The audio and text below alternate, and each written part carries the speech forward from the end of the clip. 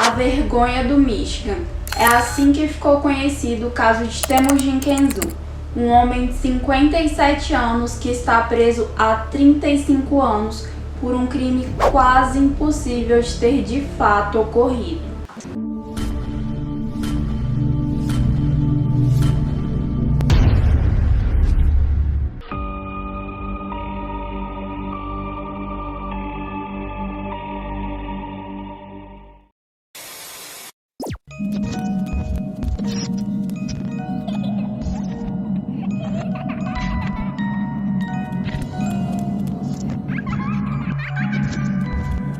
Oi, Little Homes! Tudo bem com vocês, folks? Bem-vindos ao Yellow Tape, o seu canal de crimes reais e histórias bizarras. Eu sou a JBB, a sua contadora de histórias criminais e casos polêmicos. Toda semana eu vou trazer vídeos novos, então se vocês se interessam por esse tipo de conteúdo, eu recomendo fortemente que vocês se inscrevam no canal para não perder nada. O caso de hoje é bem bizarro, envolvendo aviões, ninjas, artes marciais, testemunhas, ciúmes e cultos. Então já se acomoda na cadeira que o caso vai começar.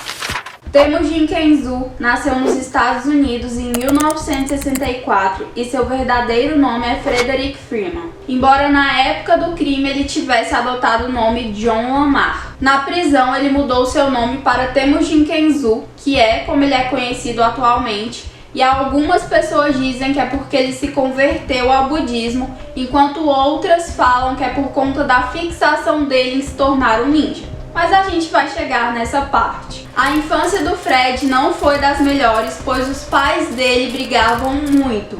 Porém, em certo ponto, o caminho do Frederick cruzou com o de uma professora muito gentil, que passou a tentar cuidar dele sempre que possível.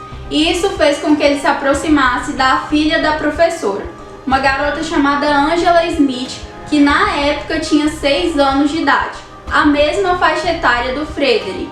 Os dois cresceram juntos, pois muitas vezes o Fred ia passar o dia na casa da professora, e isso fez com que os dois se considerassem irmãos adotivos, e assim eles se consideram até os dias de hoje. A Angela descreve o Fred de 1986 da seguinte forma: He was a great guy. He was funny, he was loving, he was very charismatic, he loved martial arts. These are 2 pictures that I have of him.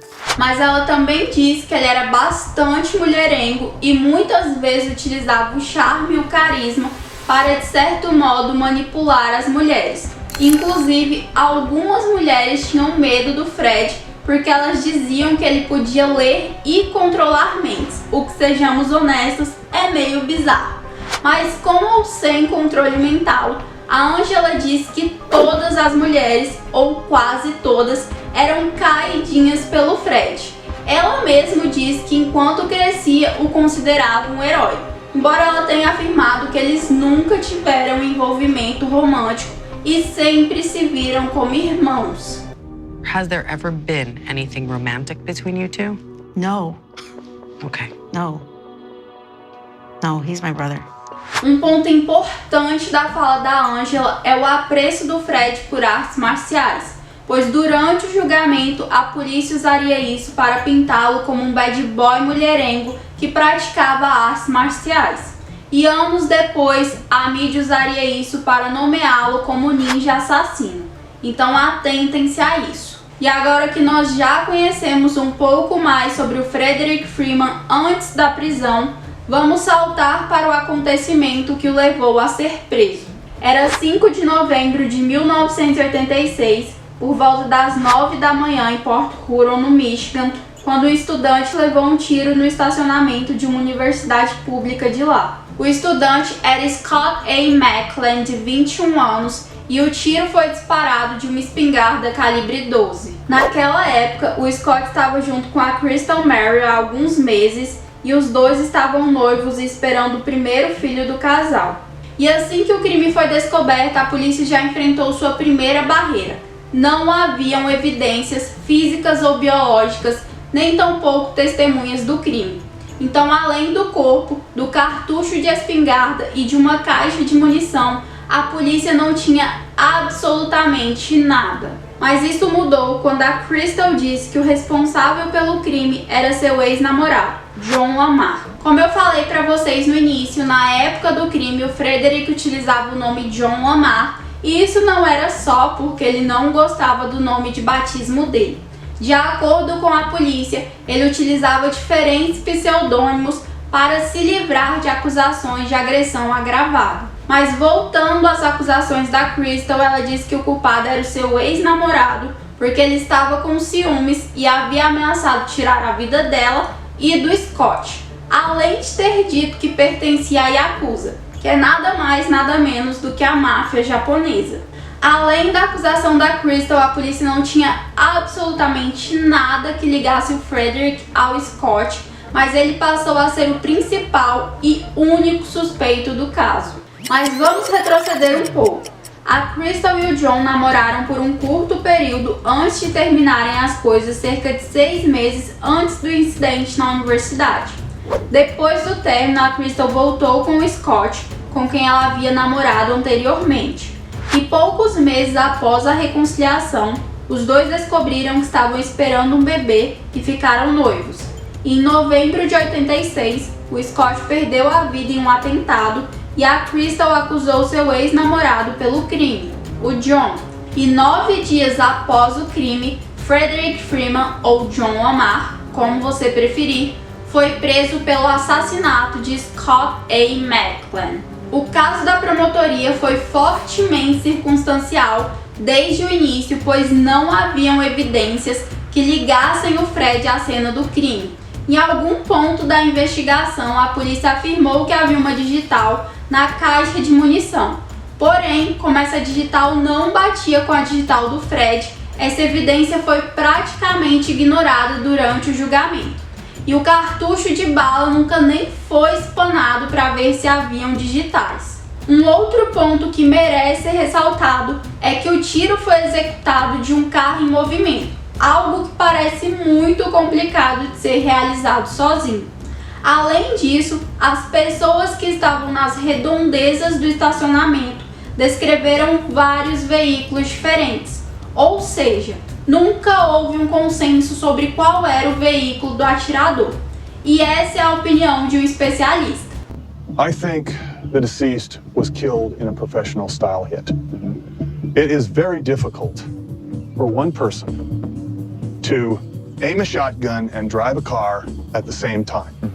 It is, however, very easy for one person to drive the car and the other person to sit in the back seat, where he has both hands plus support to aim very precisely as a car slowly goes through a parking lot. Nunca foi provado que o Frederick possuía uma arma ou sequer que ele sabia atirar. Então o fato dele ter conseguido atingir pontos vitais do Scott a 3 metros de distância em um carro em movimento é no mínimo curioso. A defesa do Fred apresentou a seguinte cronologia para o Frederick no dia 5 de novembro de 1986. Eles disseram que o Fred chegou em casa por volta das 2 da manhã de 5 de novembro, pois o carro dele havia quebrado no estacionamento de um restaurante. Às 9 da manhã, quando o Scott foi baleado, o Fred e a Michelle, sua namorada, ainda estavam na cama. Depois de acordarem, o casal foi até o centro de Scabana, cidade que eles haviam se mudado 5 meses antes do crime, e por volta das 12 horas, 3 horas após o assassinato, eles pararam em um estúdio de artes marciais e depois foram a várias lojas, encontrando amigos pelo caminho. Horas depois, naquela tarde, o carro do Fred quebrou novamente em um estacionamento do Kmart e ele comprou uma bomba de combustível para tentar consertá-lo. 9 testemunhas foram chamadas para confirmar essa cronologia. Paul DeMars, que ajudou o Fred no estacionamento do restaurante Big Boy em Scabana quando o carro do Fred não quis pegar.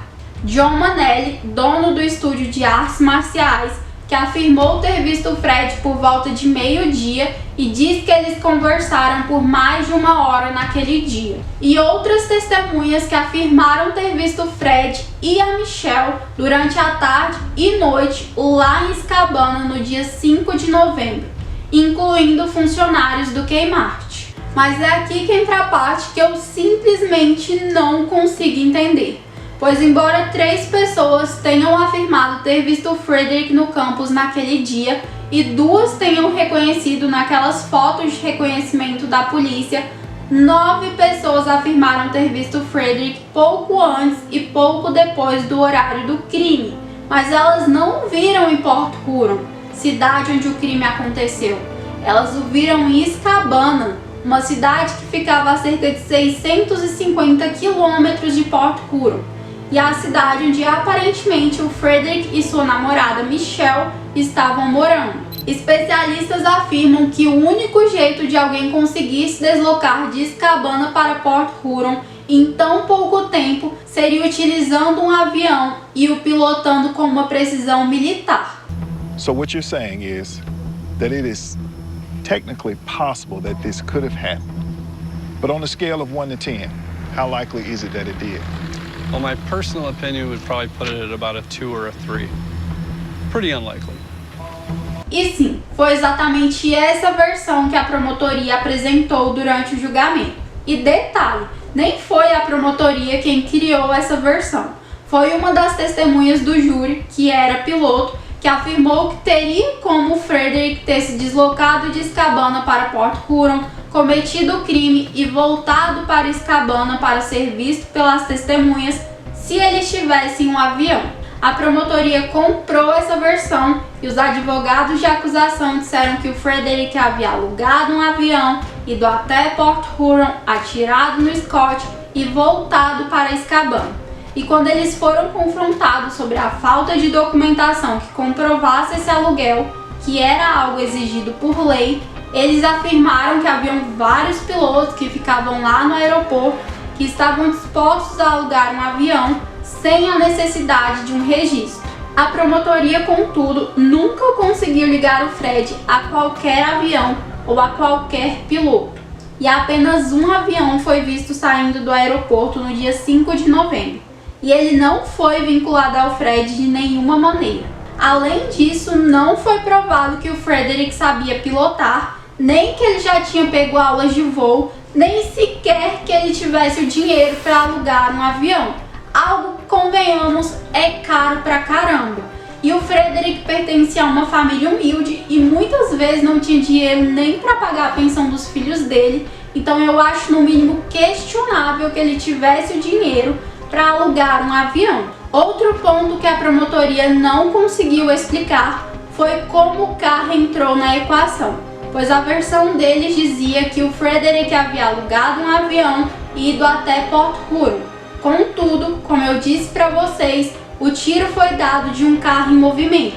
Então, em algum momento, o Frederick teria que ter conseguido um carro para cometer o crime e depois se livrado dele. Mas essa foi uma das pontas soltas deixadas pela polícia, porque também não havia uma documentação que mostrasse um aluguel de carro ou um boletim de ocorrência relatando o furto de algum veículo. E as coisas conseguem piorar, porque a Michelle, namorada do Frederick, afirmou que estava com ele no momento exato em que o crime aconteceu. Porém, nem ela nem o Frederick puderam testemunhar.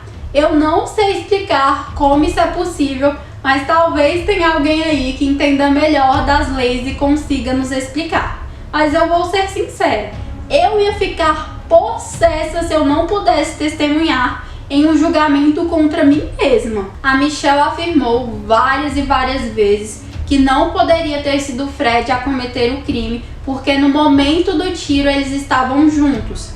Ela inclusive falou para o advogado de defesa que ela testemunharia, mas o advogado da época, David Dean, atualmente falecido, não a convocou para o banco das testemunhas. E hoje se sabe que provavelmente isso aconteceu porque na época do julgamento ele estava viciado em cocaína. Inclusive, alguns anos depois, ele perdeu o direito de advogar pelo uso de drogas. A Michelle também disse que falou com a polícia e com a promotoria, mas ela disse que eles a acusaram de estar mentindo e até ameaçaram prendê-la. Anos depois do julgamento, investigadores privados pagaram um teste de polígrafo para a Michelle e ela recontou toda a história, afirmando a inocência do Fred.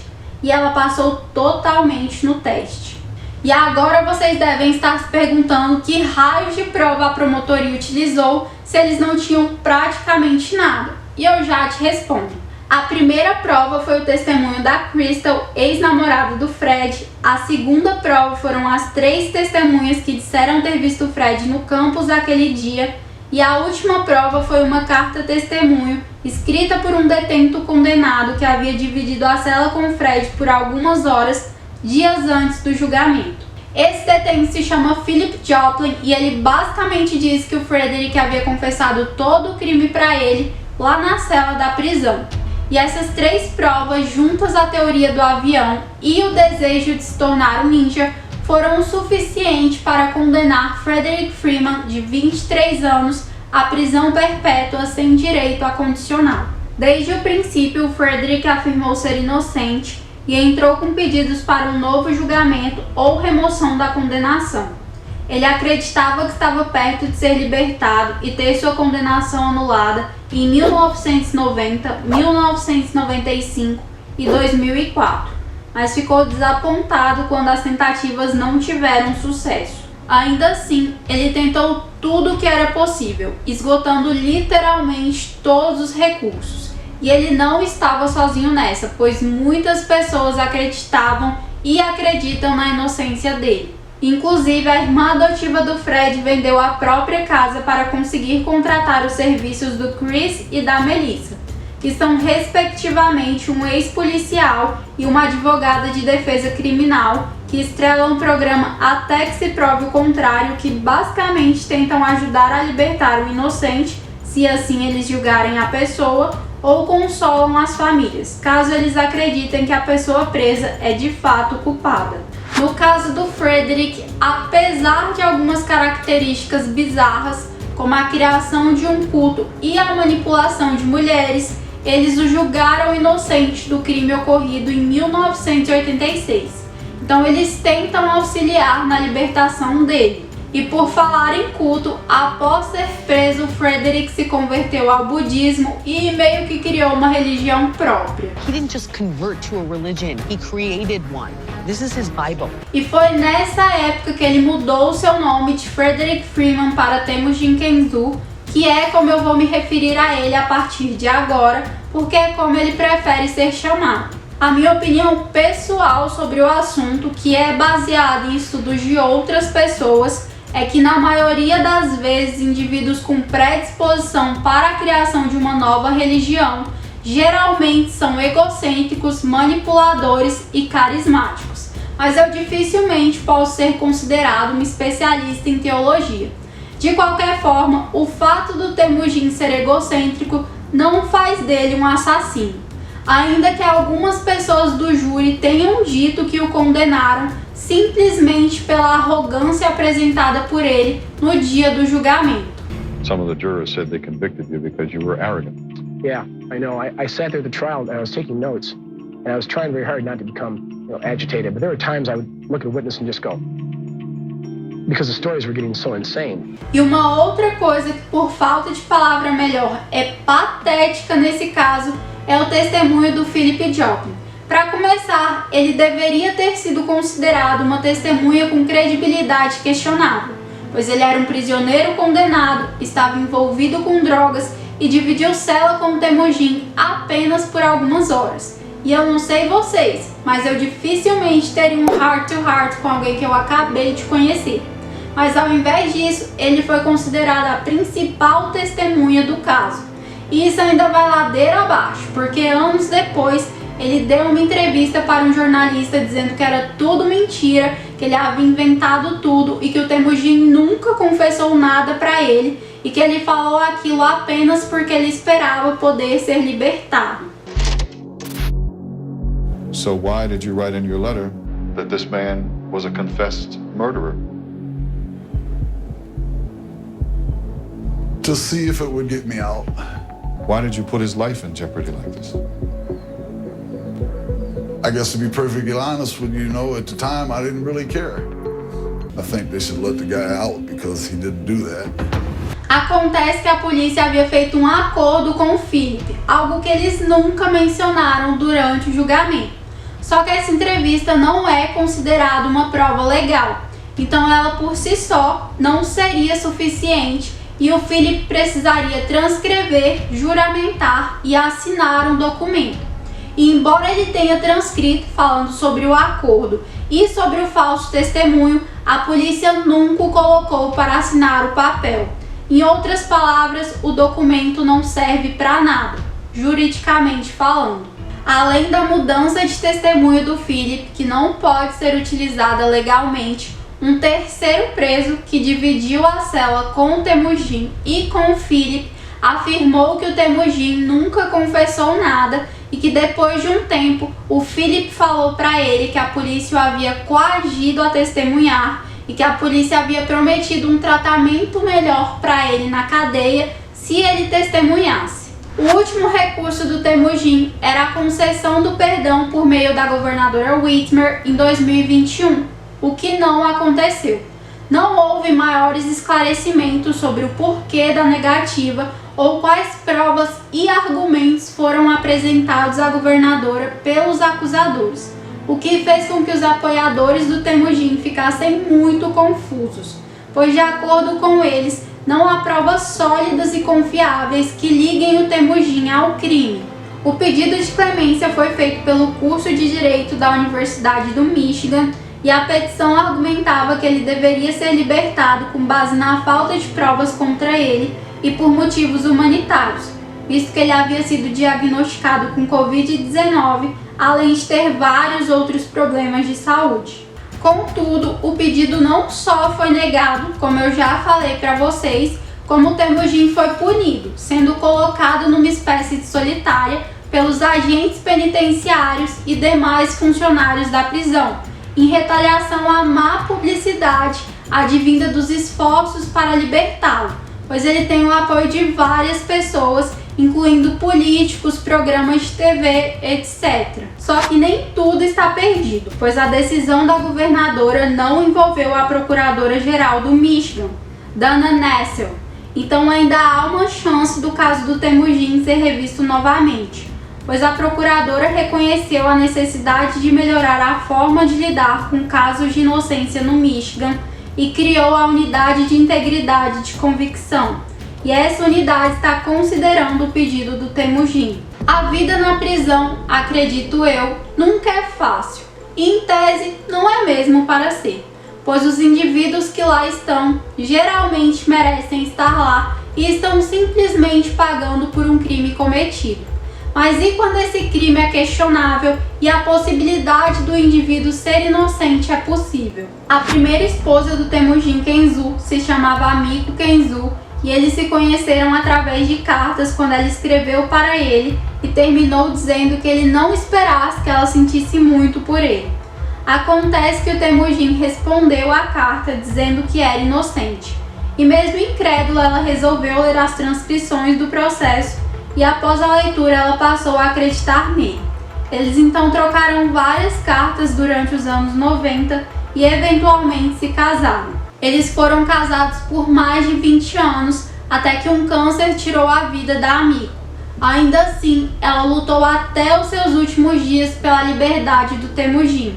Ela dizia que seu maior sonho era que ele fosse liberto e eles pudessem viver juntos. Atualmente o Temujin está noivo da Paula Randolph e ela também acredita na inocência dele e luta pela liberdade dele. O Temujin tem 3 filhos, todos eles concebidos antes da prisão.